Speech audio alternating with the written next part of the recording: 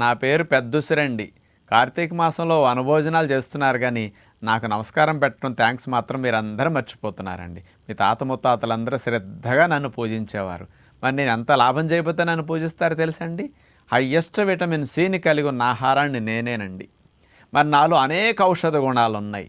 మీకు రక్షణ వ్యవస్థను పెంచడానికి, దెబ్బలు పుళ్ళు గాయాలైతే మాన్పటానికి, మీ లోపల రిపేర్లు క్లీనింగ్ బాగా చేయటానికి, మీ ఆరోగ్య సంరక్షణకు నేను అద్భుతమైన ఫలితాలను ఇస్తాను. కాబట్టి నన్ను ఈ కార్తీక మాసంలో పూజింపి సంవత్సరం పొడుగునా తినమని ఆచారం పెట్టారు. నన్ను మాత్రం కాయలుగా ఉన్నప్పుడు వాటిని తీసుకెళ్ళి మొక్కలు కోసి ఎండపెట్టి సంవత్సరం పొడుగునా దాచుకుని మీరు ఆ మొక్కలు సప్పరించటం, పొడి చేసుకుని ఆకటం చేయండి. ఫ్రెష్గా ఉన్నప్పుడు తినటానికి ప్రయత్నం చేయండి. నన్ను మాత్రం నిలవ పచ్చళ్ళ రూపంలో, ఆవకాయల రూపంలో పట్టి పాడు చేసుకోకండి. ఆరోగ్యాన్ని కోల్పోకండి.